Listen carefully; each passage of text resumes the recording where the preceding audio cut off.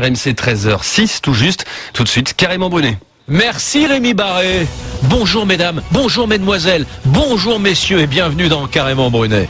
Hier, les directeurs d'établissements pénitentiaires ont manifesté devant le ministère de la Justice. Pas contents parce qu'ils ont du mal à tenir leur prison et pour cause, il y a au mois de mai 2013 plus de 67 000 Français derrière les barreaux pour seulement 57 000 places. Alors il va falloir faire des choix. Quel genre de choix ? Ben écoutez, Jimmy Deliste, il est responsable d'une maison d'arrêt à Saint-Étienne, c'est très clair.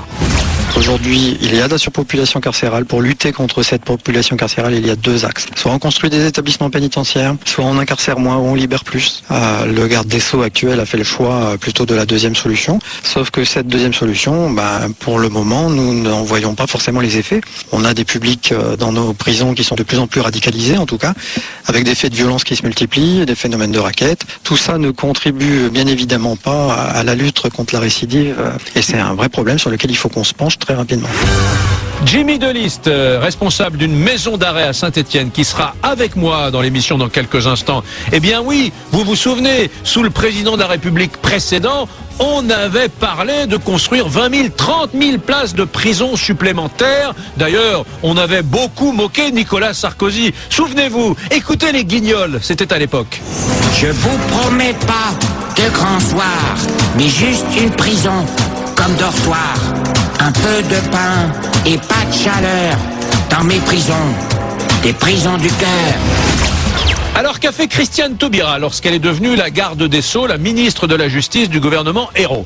Eh bien pour commencer, elle a décidé de geler le projet de construction de 20 000 à 30 000 places de prisons supplémentaires d'ici 2017. Voilà, quasiment plus de prisons nouvelles. Ensuite, eh bien, elle a dit qu'elle allait trouver des alternatives à la prison. En gros, elle a expliqué qu'elle allait se battre pour moins de prisons. Voilà, seulement le problème, c'est que la population française croît. Le problème, c'est que le nombre de délinquants augmente de mois en mois et que, ma foi, un certain nombre de juges, quand même, indépendants, prononcent quand même des peines de prison contre ces gens-là. Voilà. Ils sont donc 67 000 derrière les barreaux pour 57 000 places. Madame Taubira, revenez sur vos positions idéologiques et construisez des places de prison. Vous le devez d'abord à ces prisonniers pour qu'ils soient incarcérés dans des conditions dignes et décentes, et puis vous le devez plus généralement à la société française parce que le nombre d'habitants croît, le nombre de délinquants augmente et par conséquent le nombre de places de prison doit être supérieur aujourd'hui à hier. Bonjour Camille. Bonjour Eric, bonjour à toutes et à tous. Et oui, pour toi Eric, il faut créer 30 000 places de prison en France, 30 000 places supplémentaires. Si vous pensez comme Eric, c'est carrément d'accord que vous allez voter sur le site d'rmc.fr. Mais si vous pensez au contraire que ces 30 000 places de prison ne sont pas la solution, si vous pensez qu'il faut d'autres alternatives par exemple, vous allez voter carrément pas d'accord sur le site d'rmc.fr. Je vous invite bien entendu à nous donner aussi votre avis par SMS, c'est très très simple. Vous envoyez oui si vous êtes carrément d'accord, non pour carrément pas d'accord au 6 10 71. Qui est le joyeux du jour ? Il s'appelle Alain Bonfils, il a 48 ans, il est pompier volontaire depuis qu'il est adolescent. Il habite à Gerzat dans le Puy-de-Dôme et il est content parce qu'il a réussi à un projet personnel auquel il rêvait depuis très longtemps. Restez avec nous. Qu'est-ce qu'on attend pour être heureux ? Sur RMC, il y a des Français qui se prennent en main et ça marche. Cocorico, une rubrique garantie sans subvention. Bonjour Alain Bonfils. Bonjour. Vous êtes là, vous m'entendez bien ? Oui. Alors vous avez fait un truc, vous travaillez pour une association qui s'appelle Teria, ça veut dire amitié en dialecte malien, c'est ça ? Oui, tout à fait. Vous êtes une dizaine dans cette association, et puis là, dans votre Puy-de-Dôme, vous vous êtes dit, il faut qu'on fasse quelque chose pour une population qui est mise à mal depuis des mois, dont on parle tous les jours au journal télévisé, à la radio et dans la presse. Ce sont les Syriens, les réfugiés syriens. Alors, qu'est-ce que vous avez fait, Alain Bonfils ? Alors, avec l'association Teria, nous avons collecté du matériel, collecté des lits d'hôpitaux. Il y a des matelas avec, il y a du matériel médical, paramédical, il y a des brancards pliables. Tout ça sont acheminés avec des véhicules. Alors, nous avons récupéré aussi un véhicule de l'AIMT, c'est-à-dire la médecine du travail, Ouais. qui nous ont gentiment donné. Hein. Ce camion va servir d'hôpital ambulant. Dans les camps, quoi. Et puis, D'accord. Donc tout ça est parti ou va partir par la route depuis le Puy-de-Dôme jusqu'à la frontière turco-syrienne, puisque vous n'allez pas pouvoir entrer en Syrie, mais vous allez rester juste derrière la frontière, c'est ça? Tout à fait, oui, tout à fait. Ouais. Et là, il y a beaucoup de réfugiés, donc ils arrivent dans des conditions humanitaires absolument déplorables, et sur le plan sanitaire tragique. Et là, vous allez les attendre et leur donner un coup de main, alors, hein, c'est ça? Alors nous allons acheminer le matériel. Ouais. Parce que bon, nous, on est quand même des gens on a un emploi aussi. Ouais, d'accord. On peut pas se permettre de partir trop longtemps, quoi. D'accord, donc vous acheminez le matériel, tout le matériel que vous avez collecté en France, et vous le remettez là-bas aux humanitaires qui sont derrière la frontière, c'est ça? Tout à fait, oui, tout à fait. Ben, génial, merci. Alain Bonfils, voilà, c'est pas ça. Vous vous dites, bon, c'est peut-être banal, mais non, c'est pas banal, parce qu'il est dans le Puy-de-Dôme, sa petite association, ils sont 10, ils ont trouvé un camion de la médecine du travail, ils ont collecté des lits, des matelas, du matériel paramédical, c'est incroyable, et en quantité assez importante, hein, et ils vont acheminer ça là-bas, et ben voilà, je trouve que c'est réjouissant, parce que on arrive à s'oublier soi-même pour penser à ceux qui souffrent davantage, et c'est un très bel exemple. Merci Alain Bonfils, 48 ans, Gerza, dans le Puy-de-Dôme. Allez, dans un petit instant, mesdames, messieurs, comme je vous l'ai promis, on va parler des places de prison, et Camille vous l'a clairement dit. Est-ce que vous faites partie de ceux qui disent Christiane Taubira a raison, il faut moins construire de prisons, trouver des alternatives aux peines de prison classiques, ou est-ce que vous êtes de ceux qui disent non, il y a plus de population, plus de délinquants, donc plus de places de prison. Voilà, il faut choisir, mesdames, messieurs. Ça s'appelle un match d'opinion. C'est tous les jours à 13h sur RMC. Ça s'appelle Carrément Brunet. À tout de suite. RMC, 13h-14h. Nous construisons 2 établissements qui seront livrés en 2017. C'est Carrément Brunet. Et j'espère bien que nous aurons au moins les capacités d'absorber l'essentiel de ce qu'il faut pour l'incarcération. Éric Brunet. Jimmy Deliste est avec moi. Bonjour Jimmy Deliste. Bonjour. Vous êtes responsable de la maison d'arrêt de Saint-Étienne. Vous faisiez partie des 50, 60, 70 directeurs d'établissement, cadres de l'administration pénitentiaire qui s'étaient déplacés hier pour aller devant le ministère de la Justice manifester. Absolument. Vous avez le droit de manifester en fait ? Alors, on a le droit de manifester, bien évidemment, sous le sceau syndical. Je suis aussi secrétaire général du syndicat Force Ouvrière Direction, qui est le syndicat majoritaire des directeurs de services pénitentiaires. Et c'est sous ce sceau-là que nous sommes venus dire et redire à Madame Taubira quelles étaient toutes nos attentes. Alors, on vous a entendu, là, il y a quelques minutes, dans le démarrage de mon émission, dire, il y a 2 solutions. Soit on emprisonne moins, soit on est obligé de continuer cette politique-là, et par conséquent, il faut construire des prisons. Et vous êtes venu demander à Christiane Taubira, quoi, de construire des nouvelles places de prison ? En fait, nous, ce que nous sommes venus demander, c'est qu'on puisse avoir à notre disposition, nous, directeurs de services pénitentiaires, un parc pénitentiaire qui soit suffisamment adapté au nombre de personnes détenues qui sont dans nos établissements. Aujourd'hui, on constate que nous avons à peu près 11 000 personnes détenues en trop par rapport à nos capacités. Donc, il faut qu'à un moment donné, on puisse envisager d'avoir au moins 11 000 places de prison à notre disposition. Et pour l'instant, c'est pas le cas, puisque le gouvernement actuel a décidé la construction de 6 000 places au grand maximum pour le moment. En France, il y a 111 personnes détenues pour 100 000 habitants, il me semble, c'est ça, hein. En Europe, c'est 154. C'est-à-dire qu'il y a plutôt moins de population incarcérée en France que dans le reste de l'Europe. On n'est pas des partisans dans notre pays du tout prison, hein, loin s'en faut. Non, absolument. Après, bon... C'est quoi votre conviction je ne sais pas si vous pouvez parler librement, mais c'est quoi votre conviction? C'est qu'on est un pays plutôt doux sur ces questions-là, ou on est plutôt un pays dans la frange dure? Je pense que quoi qu'on en dise, on est quand même dans une république qui favorise le retour à la vie libre et qui fait en sorte que les personnes restent incarcérées le moins longtemps possible. Ouais. Quoi qu'on en dise. C'est vrai que depuis un certain nombre d'années, on est arrivé à un accroissement certain du nombre d'écrous dans nos établissements. On a eu ces dernières années beaucoup de mises en prison, et on a aussi été confronté à un allongement, en tout cas des peines de prison, ce qui fait que quand vous associez ces 2 facteurs-là, vous vous retrouvez de manière arithmétique avec une surpopulation d'incarcération chronique. Alors après, est-ce que le choix politique est de dire il faut incarcérer plus ou moins? C'est pas forcément le rôle d'un syndicaliste. Ouais. Vous avez été reçu par Christiane Taubira, le cabinet de Christiane Taubira au ministère hier de la Justice. On vous a dit quoi? Alors sur le sujet de la surpopulation carcérale, qui est un sujet vraiment prégnant, sur lequel l'équipe de Christiane Taubira nous indique vraiment être penchée sur cette problématique-là, on nous indique qu'il devrait y avoir au mois de juillet prochain présenté en Conseil de ministres un nouveau projet de loi pénale sur lesquels les conclusions de la conférence de consensus qui s'est déroulée au mois de février dernier, en tout cas certaines de ces conclusions seraient reprises, en l'occurrence la peine de probation, qui semble être un axe qui sera développé en tout cas dans ce pays. On nous indique également que on partirait en tout cas sur une suppression de tous les automatismes qui sont inhérents à la situation de récidiviste légal. Il faut savoir aujourd'hui qu'un récidiviste dans un établissement, par exemple, a le droit à moins de réduction de peine supplémentaire qu'un détenu qui n'est pas récidiviste. D'accord.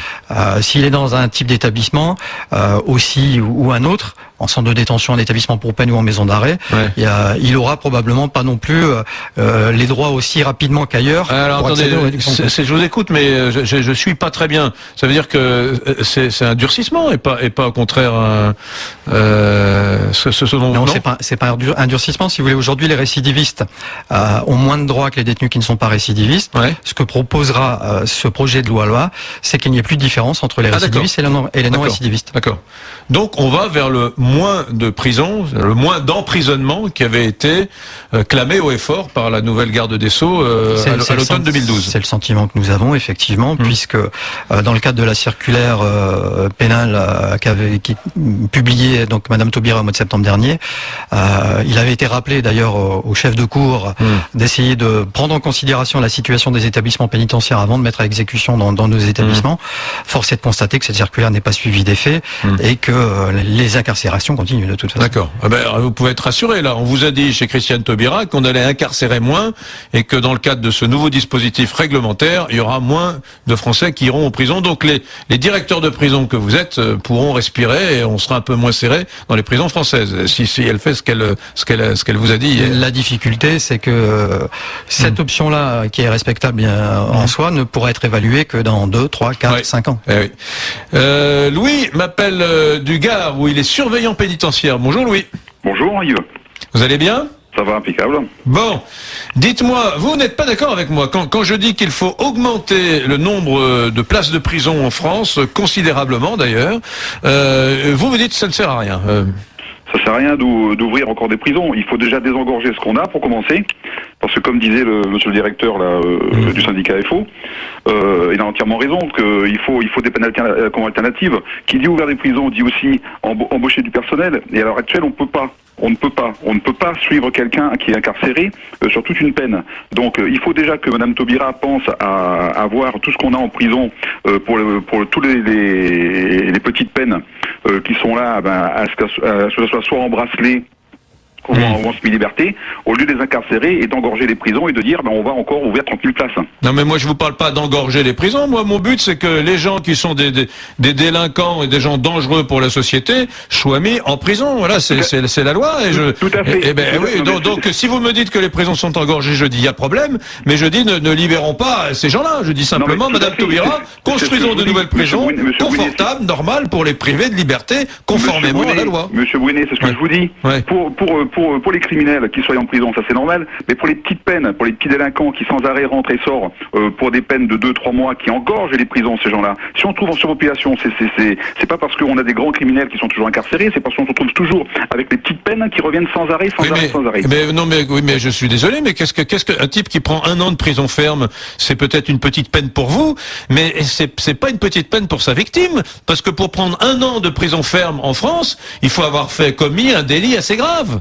Même très grave. Enfin, généralement, la personne qui prend un an ferme, c'est que déjà il a un passé, je dirais, juridique et pénal assez important à l'heure actuelle. Beaucoup disent que le moins de prison qu'a voulu Christiane Taubira a eu un effet sur certains délinquants et une augmentation de l'impunité et que ça a amené beaucoup de gens à reprendre comme ça des délits et à s'inscrire dans une chaîne comme ça de délits et voilà. Avec ce sentiment d'impunité. Ça reflète aussi un peu la société. Comment les gens qui viennent en prison, ils sont, je dirais, plus, ils ont plus un suivi, ils sont plus pris en charge. Ils ont un repère finalement. Ils ont un repère. C'est pour ça qu'il y en a aussi qui font que des allers-retours, parce qu'à la prison, ils ont un repère. Mais d'ouvrir encore des places supplémentaires, il faut prendre le problème à la base. C'est-à-dire qu'il faudrait faire plus une prévention qu'une au lieu d'une que de la sanction. Tout à fait. Tout à fait.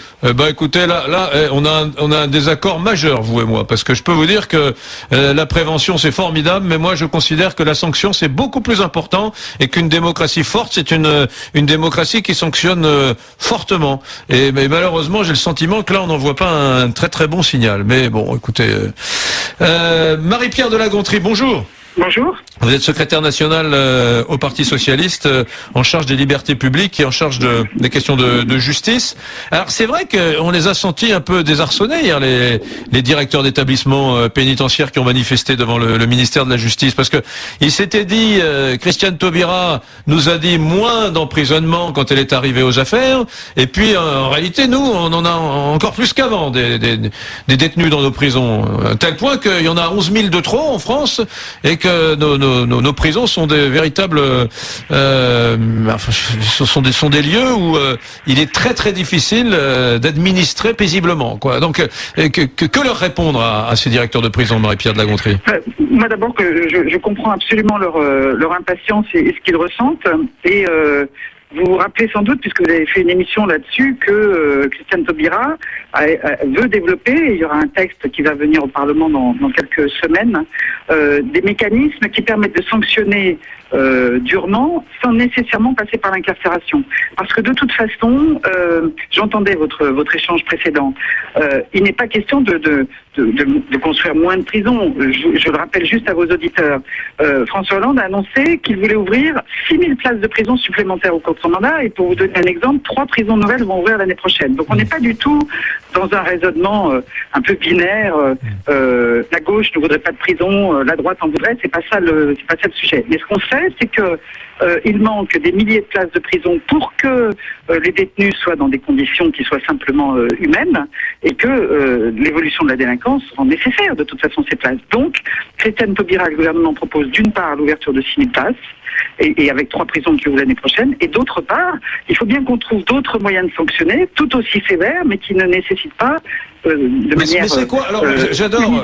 Parlons-en, Marie-Pierre. Ce que je veux dire. Qu'est-ce que c'est, Marie-Pierre de la Gontrie? Qu'est-ce que c'est qu'une peine sévère qui n'est pas de la prison? Donnez-moi des exemples, s'il vous plaît. Les exemples, ça peut être par exemple que quand quelqu'un...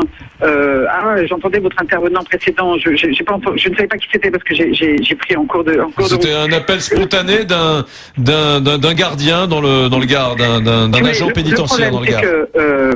Quid de l'efficacité de la personne qui va faire quelques jours en prison, au fond, hormis la satisfaction, j'ai envie de dire, morale, qui n'est pas illégitime, attention, de se dire, voilà, il est en prison, est-ce que ça sert à quelque chose pour éviter que ça récidive? Donc, nous, on considère qu'il faut développer des sanctions, qui peuvent être des sanctions financières, qui peuvent être des sanctions en termes de travaux à accomplir obligatoirement. Donc, il y a toute une série de choses qui peuvent contraindre les gens. Il y a le bracelet électronique, dont maintenant, les gens connaissent un peu mieux. Le bracelet électronique, donc le bracelet... Il y a toute une série de sanctions. Des sanctions financières? Non, mais ça peut être financier, ça peut être encore une fois de vous astreindre à un certain nombre de travaux pendant un certain nombre de semaines, ça peut être le bracelet électronique. Vous comprenez ce que je veux dire? C'est des choses qui vont vous contraindre, et qui peuvent s'appliquer, et qui peuvent s'appliquer. Oui. C'est pas spontanément des choses qui vont m'amener à me dire mon Dieu, ne récidive pas, ne commets pas un délit, parce que un bracelet électronique c'est quand même cool d'avoir un bracelet électronique, vous faites ce que vous voulez, vous avez un bracelet électronique, c'est pas non plus. Non mais c'est pas la fin du monde, Marie-Pierre de la Gontrie, pour un délinquant. Une seconde, c'est pas vrai, parce que figurez-vous que ce qu'on constate, c'est que le bracelet électronique n'est supporté qu'un certain temps, qu'un certain nombre de mois, parce qu'en réalité, c'est très difficile à vivre, semble-t-il, par les personnes qui y sont astreintes, puisqu'en réalité, elles sont libres sans l'être. Oui, et donc, Donc, ce que je veux dire, c'est pour répondre à votre question. Attention, on parle de courte peine. On parle de quelqu'un qui, condamné à 15 jours, par exemple, on lui met en place autre chose. Il y a énormément de courtes peines. Attention, mais 15 jours, oui, mais alors, dès qu'on rentre dans les peines du genre travaux d'intérêt généraux auxquels on soumettrait les délinquants condamnés, c'est de la logistique, c'est très compliqué parce qu'on a toujours vous savez, dans les dîners en ville, on dit, ah bah dis donc, ça serait moi, les gens qui ont 15 jours de prison, je leur ferais, je sais pas quoi, nettoyer les rues de Paris ou de Marseille. Enfin, tout ça, c'est épouvantable, c'est des fausses bonnes idées parce que c'est très compliqué à encadrer, c'est très lourd financièrement. Prendre en charge quelqu'un, le former à... Il faut savoir ce qu'on veut, monsieur Brunet. C'est-à-dire que une prison, ça coûte extrêmement cher à construire, ça coûte extrêmement cher à faire fonctionner, et c'est très long à sortir de terre. C'est-à-dire que si aujourd'hui vous décidiez de construire une prison, elle n'ouvrirait que sans doute dans 5 ou 6 ans. Donc, Marie-Pierre de la Gontrie, oui, je vous entends, d'accord, mais c'est nécessaire. Il y a un taux d'incarcération de 154 pour 100 000 en Europe. Nous, on est à 111 seulement d'incarcération en France. En Russie, bon, c'est pas un exemple, hein, mais ils sont à 546 pour 100 000. Aux États-Unis, ils sont aux alentours de 400 pour 100 000. C'est-à-dire que nous, on a un taux d'incarcération très faible. Est-ce que ces prisons ne sont pas nécessaires? La délinquance aux États-Unis est moins élevée et surtout moins violente qu'en France. Franchement, vous n'allez pas me dire oui. Ben, je sais pas trop. C'est un très bon exemple. Je sais pas trop, Marie-Pierre de la Gontrie. Je vous réponds, c'est un très bon exemple les États-Unis, parce que moi j'ai travaillé un peu sur ces sujets. Il y a même des villes entières qui ont surgi dans des déserts absolus aux États-Unis qui ne sont que des prisons. Mais on parque les gens, très bien, c'est peut-être votre conception, ce n'est pas la mienne, mais surtout quand on voit le degré de délinquance aux États-Unis et la violence qui est subie par les Américains, je ne pense pas qu'il y ait ce modèle-là. Mais vous vous trompez peut-être. Je suis pas certain que la France soit pas un pays violent aussi. Je sais pas. Je ne dis pas que la France n'est pas un pays violent. Je vous dis que les États-Unis, c'est des choses précises. Les États-Unis sont un pays où il y a une délinquance violente extrêmement importante. Sans doute aussi, mais on va pas ouvrir ce débat-là. Non. La question sur les on dit qu'à New York, par exemple, la délinquance a considérablement baissé grâce à la politique qui a été initiée par Giuliani. Oui, mais qui était, allez-y. Qui était laquelle?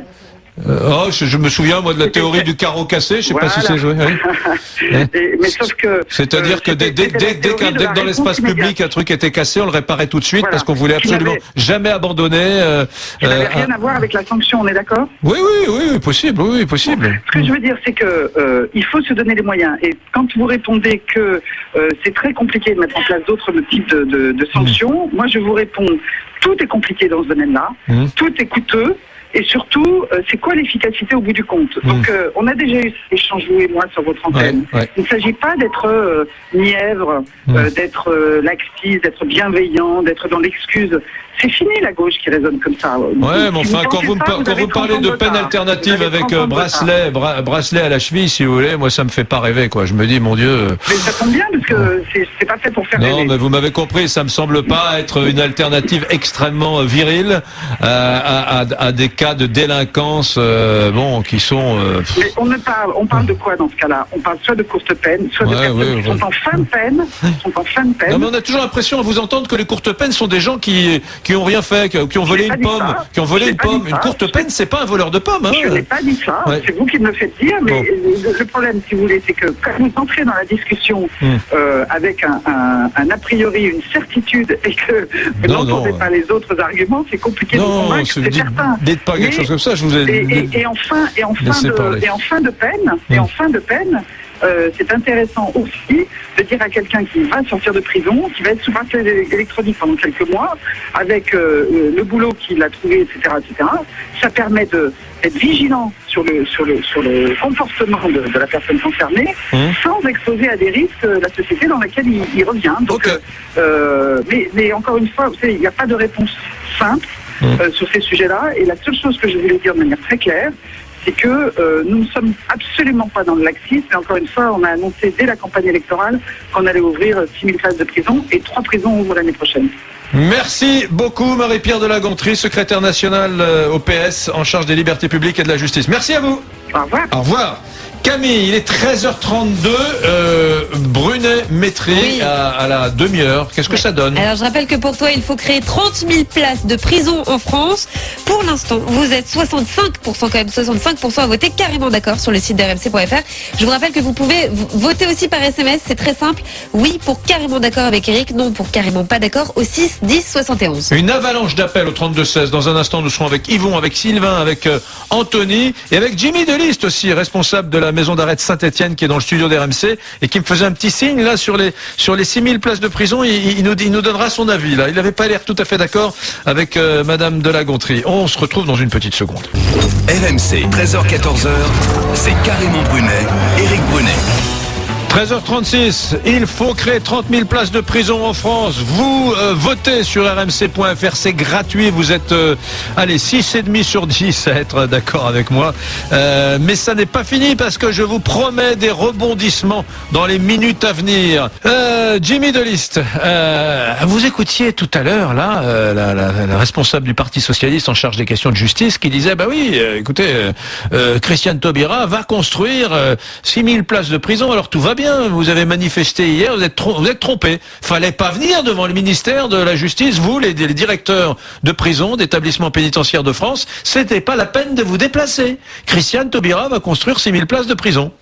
Alors, bien évidemment, ce qui est surprenant dans ce discours-là, c'est qu'on sait très bien que les 6 000 places de prison qui ont simplement été confirmées par le gouvernement en place étaient déjà des coups partis. Ce sont des engagements qui avaient d'ores et déjà été pris par l'État et de toute façon, il fallait qu'on puisse continuer et les marchés avaient été lancés, il fallait ouvrir ces établissements-là. Donc ça, vous êtes en train de me dire que c'est Sarkozy qui avait lancé les trucs. C'était déjà lancé.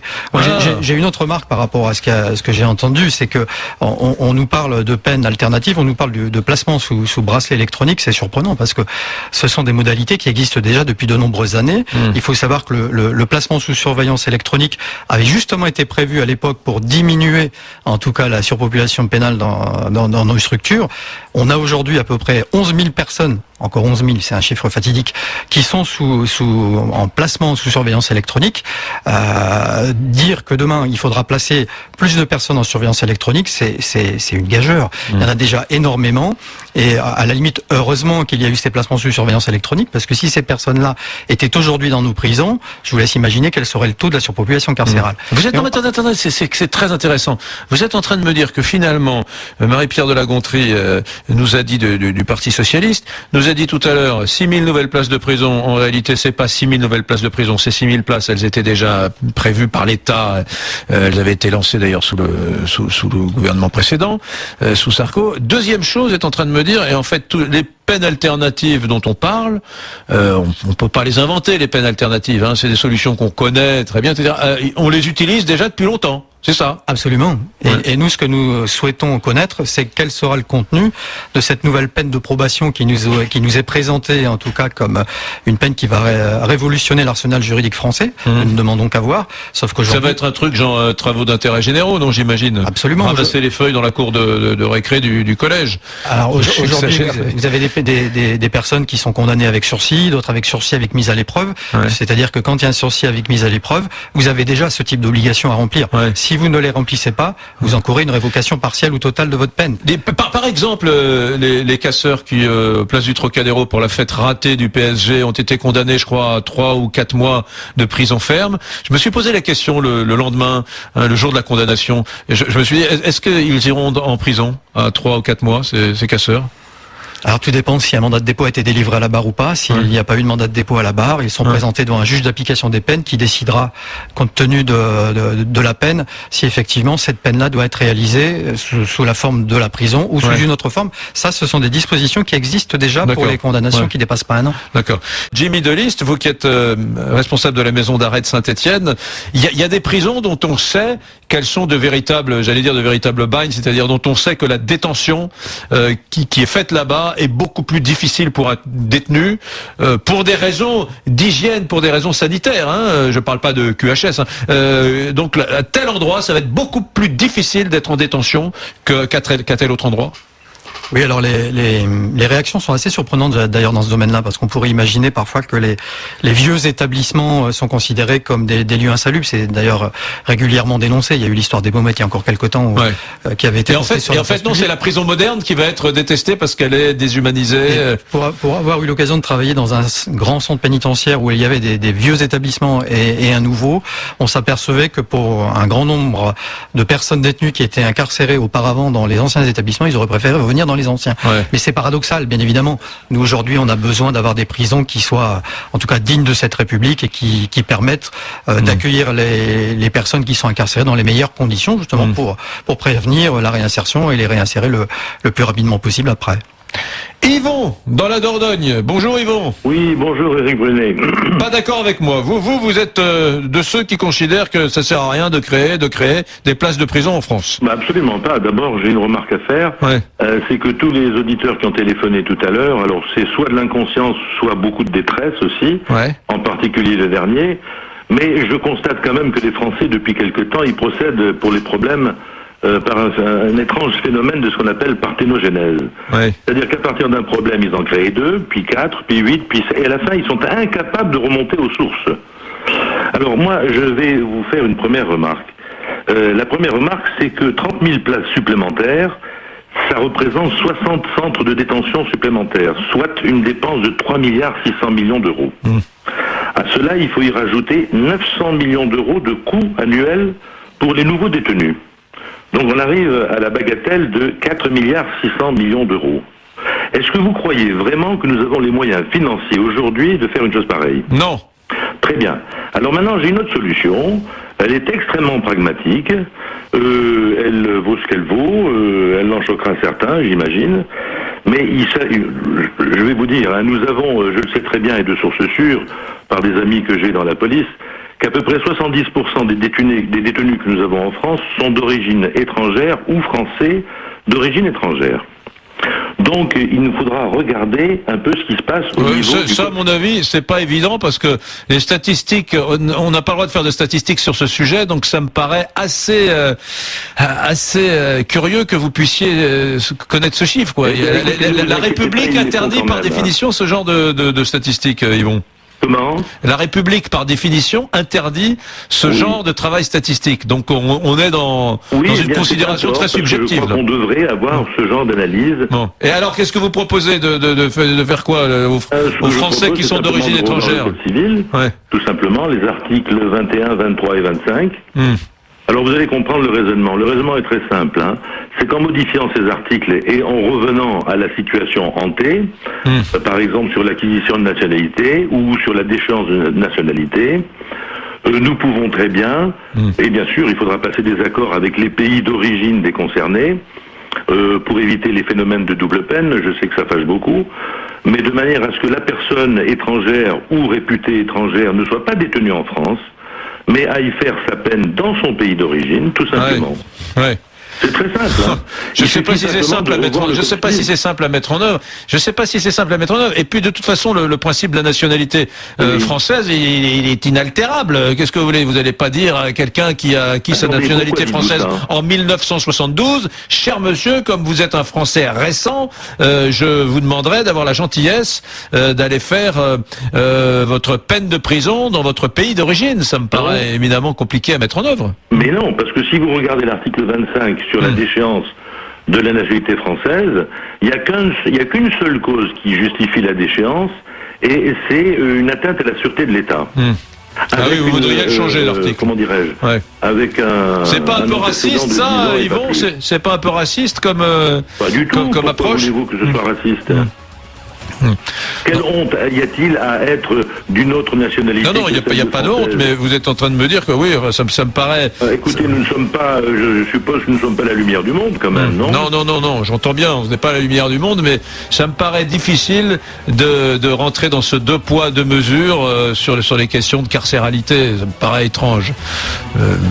Je sais pas, j'en sais rien. Bon, merci en tout cas Yvon de votre appel. Yvon de la Dordogne, qui proposait tout simplement de dire aux Français d'origine étrangère de faire en sorte qu'ils aillent purger leur peine de prison dans leur pays d'origine, ce qui me paraît assez nauséabond. Mais bon, Voilà, dans un petit instant, on ira avec Joachim Peillot, député PS de l'Orne, qui vient de publier Des hommes et des murs aux éditions du Cherche Midi. Mais avant, avec Camille, un petit point sur le Brunet-Métry. Oui, je rappelle que pour toi, Eric, il faut créer 30 000 places de prison en France.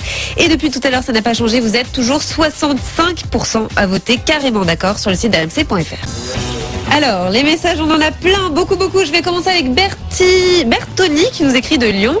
Alors, Bertoni nous dit « Je suis carrément d'accord avec vous, Eric. Inspirons-nous de Giuliani, le maire de New York dans les années 90. Entre 1993 et 1998, le nombre de meurtres par an a été divisé par plus de 3, alors que le taux de délinquance ordinaire s'effondrait et la prostitution a été totalement éradiquée.